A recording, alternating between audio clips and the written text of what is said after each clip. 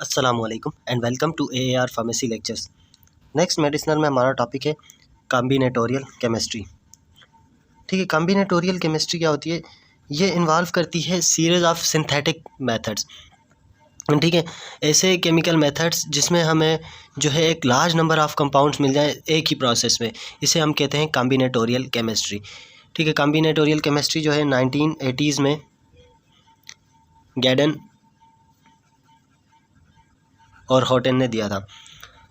अब इसमें क्या होता है कि एक सीरीज़ ऑफ एनालॉग बनाई जाती है एक ही जो है रिएजेंट के साथ सेम टाइम पे, जो कन्वेंशनल हम जो है केमिस्ट्री में नहीं बना सकते। ठीक है, सीरीज़ ऑफ एनालॉग जो बनेगी वो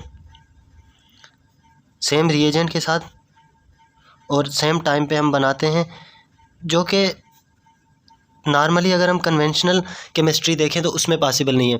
ठीक है, कन्वेंशनल केमिस्ट्री में क्या होता है, कन्वेंशनल में जो है ना, पहला सिंथेटाइज मतलब सिंथेसिस की उसकी, उसके बाद नेक्स्ट स्टेप में प्योरिटी चेक होती है and in the last activity show की जाती है। जबकि कॉम्बिनेटोरियल में जो है सिंथेसिस के बाद डायरेक्ट उसकी एक्टिविटी चेक की जा सकती है। मेन ऑब्जेक्टिव क्या होता है, और लास्ट में जो है प्योरिटी। मेन ऑब्जेक्टिव क्या होते हैं कॉम्बिनेटोरियल केमिस्ट्री के? ऑब्जेक्टिव्स अगर हम देखें, पहला जो है, ऐसे हमारे पास फोकस या टारगेट लाइब्रेरी बनाना कंपाउंड्स की, जो मुख्तलिफ हमारे पास एक्टिविटी शो करती हूँ सेम केमिकल टारगेट के लिए। ठीक है, मतलब एक ही जो स्टार्टिंग कंपाउंड था उससे मुख्तलिफ एनालॉग्स बनाना, सिंपली हम ये कह सकते हैं। स्टार्टिंग कंपाउंड को यूज़ करते हुए उसमें जो है एक सीरीज़ हमने जो है एनालॉग्स की बनाई, या उससे ही जो है एक पूरी लाइब्रेरी बना ली कंपाउंड्स की।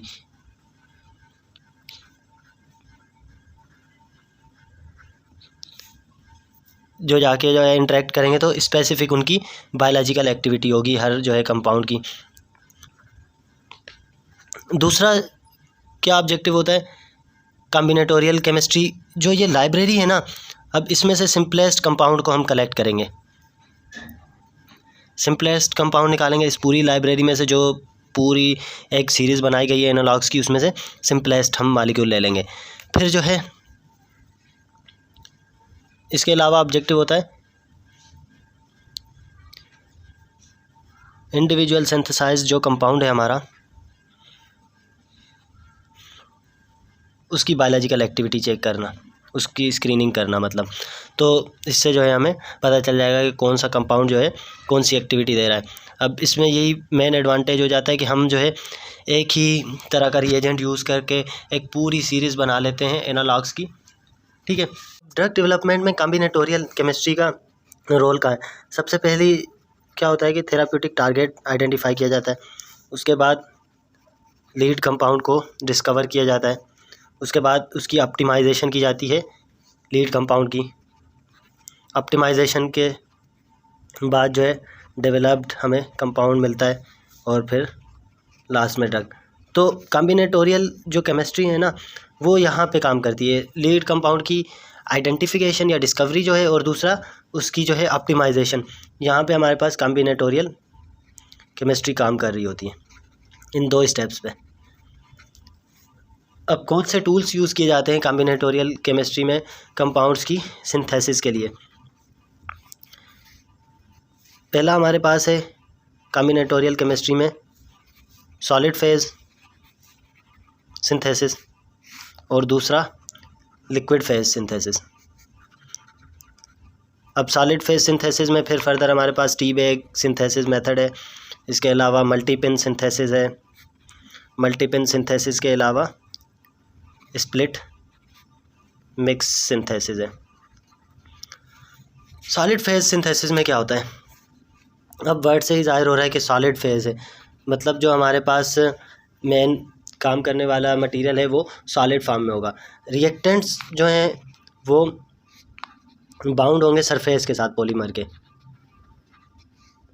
ठीक है, रिएक्टेंट्स आएंगे वो पॉलीमर सरफेस के साथ बाइंड होंगे, वहाँ पे अटैच होने के बाद जैसे ही फाइनल प्रोडक्ट हमें मिल जाएगा तो उसके बाद वो जो है वापस रिलीज़ हो जाएंगे हमारे जो है पॉलीमर से, तो पॉलीमर से फिर वो दोबारा अलग हो जाएंगे। अब इसके लिए रिक्वायरमेंट्स क्या है सॉलिड फेज़ सिंथेसिस के लिए। रिक्वायरमेंट्स है हमारे पास, पहली चीज़ तो पॉलीमर जिसका जो है सरफेस एक्टिव हो, एक्टिव सरफेस होगा वो जो है एज अ सॉलिड फेज हमारे पास काम करेगा, ठीक है। पॉलीमर होता है जो एज अ सॉलिड फेज काम कर रहा होता है, polymer Beed with active surface. दूसरी चीज़ एंकर लाजमी हो, एंकर या इसको हम लिंकर भी कहते हैं, वो ज़रूरी है जो सबस्ट्रेट और हमारे जो है उसको मिलाए पॉलीमर को। थर्ड, जो बांड लिंकर है सबस्ट्रेट और लिंकर का वो स्टेबल होना चाहिए, ठीक है। सबस्ट्रेट और लिंकर में के दरमियान मतलब जो बांड बन रहा है एंकर और सबस्ट्रेट में या हमारा जो मटेरियल है और उसमें और लिंकर में जो बांड बन रहा है वो स्टेबल होना चाहिए मुख्तलिफ एक्सपेरिमेंटल कंडीशन में। और जब प्रोसेस एंड हो लिंकर और एंकर जो भी है वो अलग हो जाना चाहिए, linker must be released at the end, ठीक है। अब ड्यूरिंग मतलब एक्सपेरिमेंटल कंडीशंस जब थी वहाँ पे वो स्टेबल रहे, मगर जैसे ही रिएक्शन कंप्लीट हुआ उसके बाद वो एंकर या लिंकर जो है रिलीज़ होना चाहिए। इसके अलावा प्रोटेक्टिंग ग्रुप भी होना चाहिए रिक्वायरमेंट्स में, ठीक है। प्रोटेक्टिंग ग्रुप किस लिए, जो मुख्तलिफ फंक्शनल ग्रुप्स इन्वॉल्व हैं रिएक्शन में उन फंक्शनल ग्रुप्स की प्रोटेक्शन के लिए।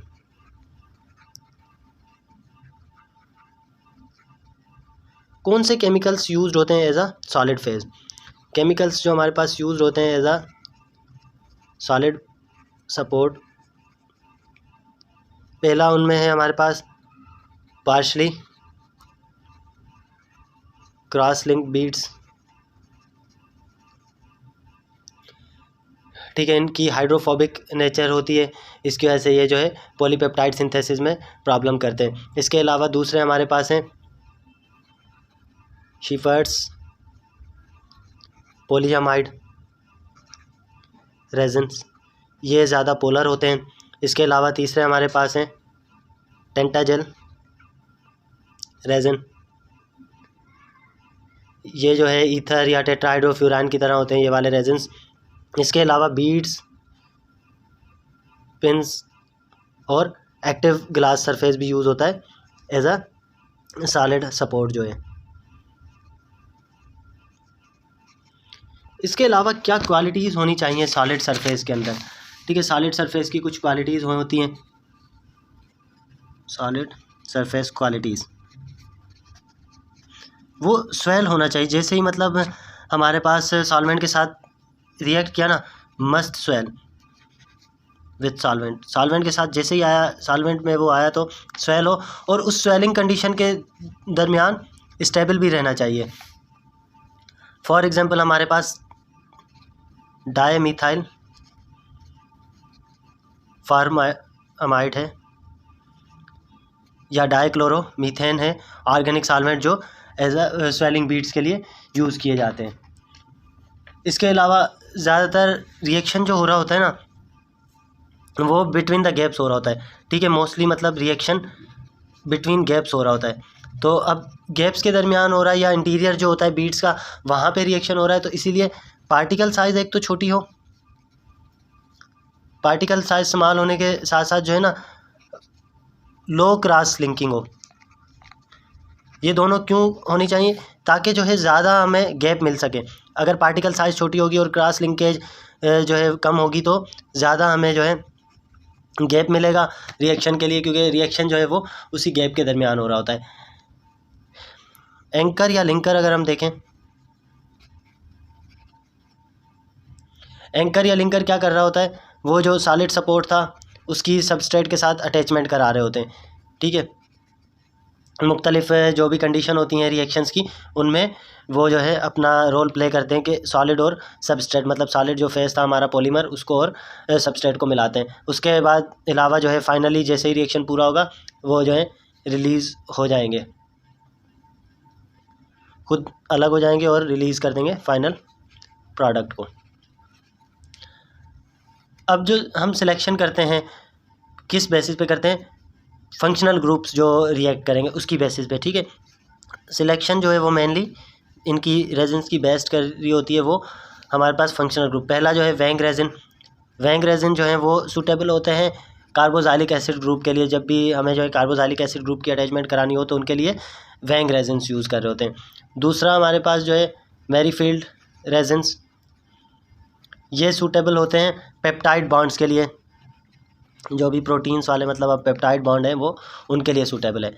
और रिंक रेजिन जो है ये सूटेबल होते हैं हमारे पास कार्बोक्सामाइड के लिए। तो मतलब अब जो डिफरेंट फंक्शनल ग्रुप यूज़ हो रहे हैं उन्हीं की बेसिस पे हम रेजिन को इस्तेमाल कर रहे हैं। प्रोटेक्टिंग ग्रुप्स जो हमारे पास होते थे फॉर फंक्शनल ग्रुप प्रोटेक्शन। अब अमाइंस के लिए हमारे पास यूज़ हो रहा होता है टर्शरी ब्यूटॉक्सी कार्बोनाइल, ठीक है। इसके अलावा हमारे पास यूज़ हो रहा होता है 9-फ्लोरिनाइल मिथॉक्सी कार्बोनाइल, या जो है 2-ट्राईमिथाइल सिलाइल इथॉक्सी कार्बोनाइल, ठीक है। कार्बोक्सिलिक एसिड ग्रुप के लिए हमारे पास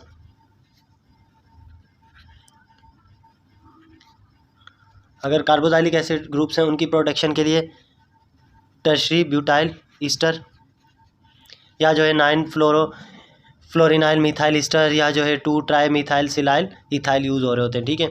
FM ईस्टर, या जो है ट्राईमिथाइल सिलाइल इथाइल ईस्टर, ये भी यूज़ हो रहे होते हैं कार्बोक्सिलिक एसिड के लिए।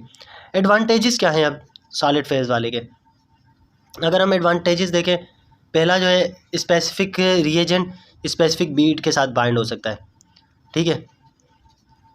बीट्स अलग अलग हैं तो हर जो है रिएजेंट अब स्पेसिफिक बीट के साथ बाइंड हो जाएगा। इसके अलावा हम जो है एक्सेसिव रिएजेंट भी यूज़ कर सकते हैं ताकि रिएक्शन को कंप्लीट किया जा सके, तो उसके लिए एक्सेसिव रिएजेंट भी यूज़ किया जा सकता है। और फाइनल प्रोडक्ट को हम इजीली सेपरेट कर सकते हैं। इसमें फाइनल प्रोडक्ट सेपरेशन, ये भी इम्पॉर्टेंट चीज़ है कि फ़ाइनल प्रोडक्ट हम इजीली सेपरेट आउट कर लेते हैं।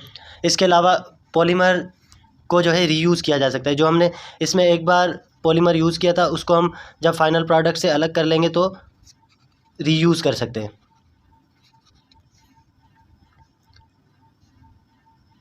उसके अलावा हर बीड पे जो है ना प्रोडक्ट मिलेगा वो डिस्टिंक्ट होगा, वो अलग होगा। प्रोडक्ट डिस्टिंक्शन, हर बीड पे जो है ना अलग अलग हमें प्रोडक्ट मिल रहा होगा। इसके अलावा एक्सेसिव रिएजेंट और बाय प्रोडक्ट्स जो हैं उन्हें भी हम निकाल सकते हैं, अलग कर सकते हैं बाद में इजीली।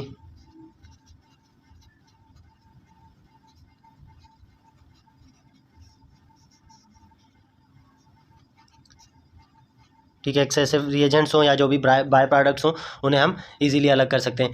जो बीड्स हैं डिफरेंट रिएक्टेंट्स के साथ वो जो है हम सेम वेसल में मिक्स कर सकते हैं। अब अगर हम इसके डिसएडवांटेजेस देखें, डिसएडवांटेजेस में हमारे पास क्या आ जाता है कि सब तरह के रिएक्शंस के लिए ये सूटेबल नहीं है। सबसे पहला डिसएडवांटेज क्या है कि not suitable for all type of reaction. सब रिएक्शंस इसी सेम प्रोसेस से नहीं हो सकते। उसके अलावा रिएक्शन सिस्टम जो होता है ना वो बहुत ज़्यादा विस्कस होता है, हाईली विस्कस होगा। इसके अलावा प्योरिटी इनसफिशेंट रहती है। एंड प्रोडक्ट जब हमें मिल रहा होता है ना तो रिएक्शन के एंड में इनसफिशेंट प्योरिटी होती है। काइनेटिक्स और रेट जो है रिएक्शन का